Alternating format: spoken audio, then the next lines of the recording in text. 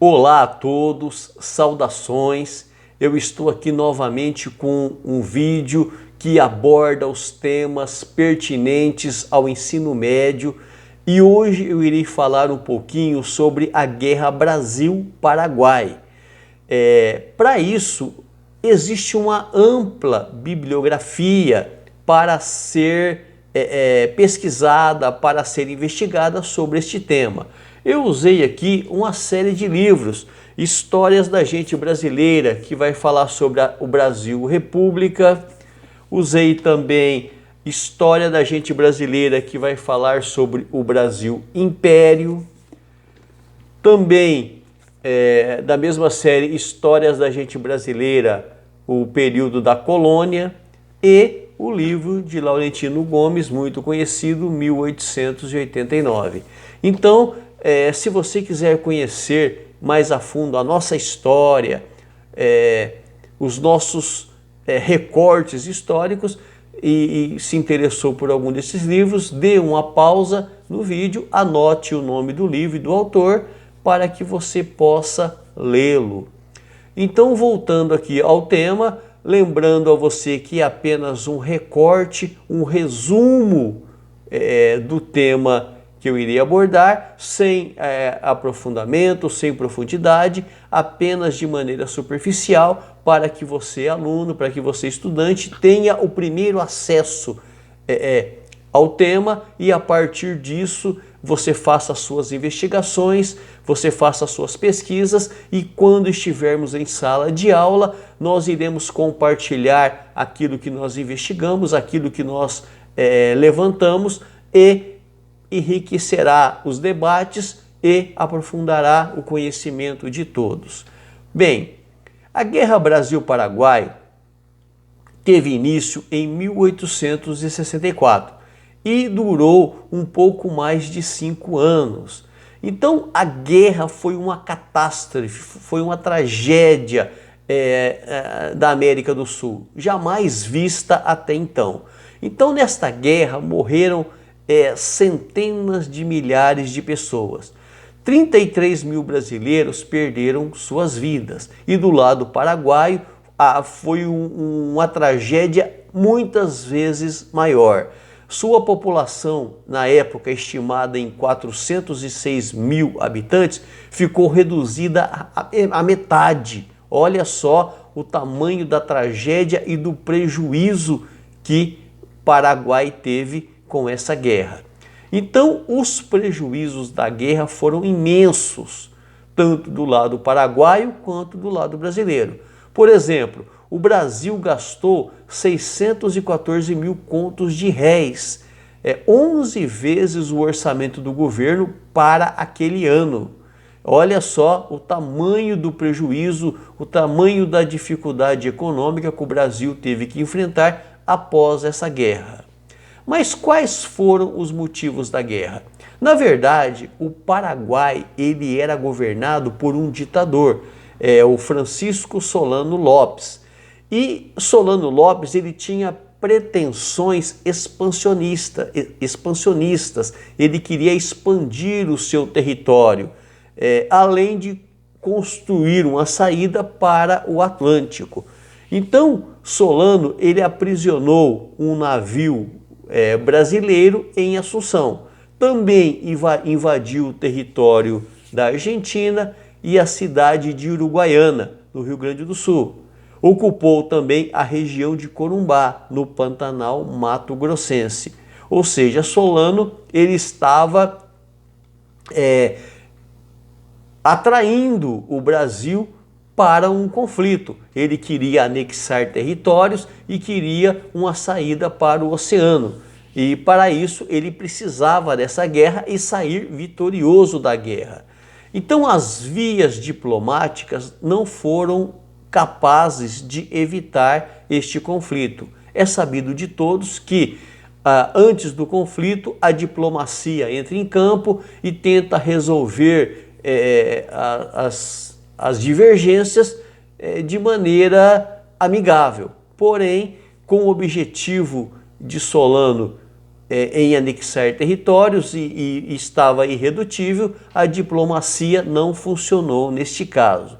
Então, sem poder contar com a diplomacia, o que restou ao Brasil foi enfrentar este inimigo e defender seus interesses em uma guerra terrível para ambos os lados. No início, o exército brasileiro era reduzido e muito mal organizado. Suas tropas somavam 18 mil soldados contra 64 mil do Paraguai. No entanto, Brasil, Argentina e Uruguai, eles fazem a Tríplice Aliança, que é a aliança entre esses países para combater o inimigo comum. Então, desta aliança surgiu a força dos três exércitos para o combate na batalha. A liderança da guerra pelo lado brasileiro ficou sob Duque de Caxias. No final da guerra, tanto a Argentina quanto o Uruguai, eles abandonam a Tríplice Aliança e o Brasil fica sozinho. No entanto, foi fundamental essa aliança, foi fundamental essa parceria para que o Brasil começasse a ter vantagem sobre o exército paraguaio. Então, no final, então, o Brasil luta sozinho, sob o comando de Luiz Alves de Lima e Silva, o Duque de Caxias.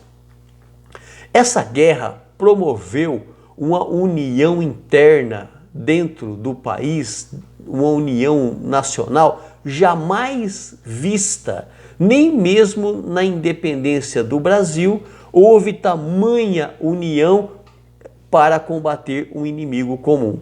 Então, brancos, escravos, negros e mulatos se uniram em defesa dos interesses da nação. Dom Pedro II foi chamado de voluntário número 1, porque ele transferiu-se pessoalmente para a frente da batalha.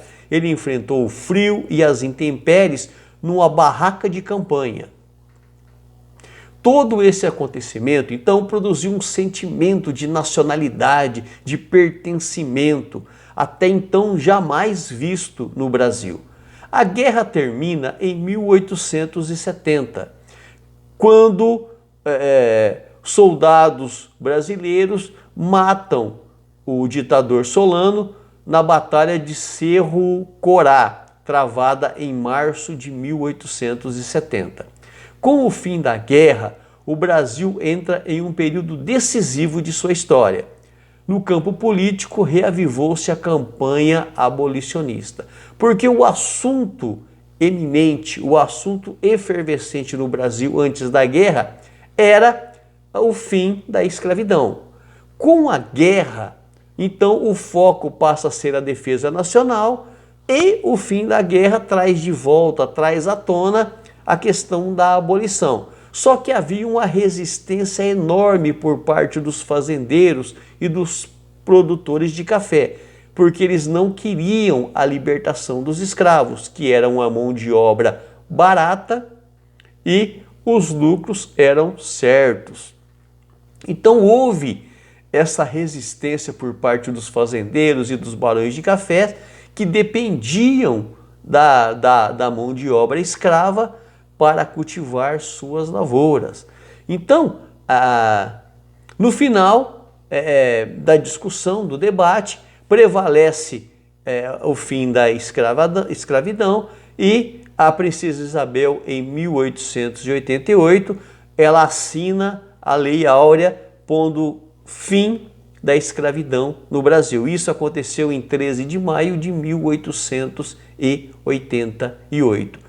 E o interessante é que os negros, eles eram mandados para o campo de batalha para defender os interesses do Brasil na guerra contra o Paraguai, porém eram os seus donos, os seus senhores é que recebiam os méritos. Então os negros muitas vezes deixavam a sua vida, eram mortos nos campos de batalha, porém os seus donos é que recebiam os títulos de barões, de viscondes ou os títulos da nobreza dada pela coroa brasileira. Então, nesse sentido também, nós vemos aí as injustiças provocadas pelo regime escravo no Brasil. Então, com o fim da escravidão, a mão de obra, os negros foram praticamente abandonados, deixados de lado, e vieram para cá os imigrantes europeus, os italianos, de um modo geral, para substituir a mão de obra escrava. Então este foi um breve resumo, um breve recorte do que foi a Guerra do Paraguai, e você, estudante, pesquise mais sobre isso para que nós troquemos informações e nos aprofundemos no ambiente escolar. Um abraço a todos e até a próxima.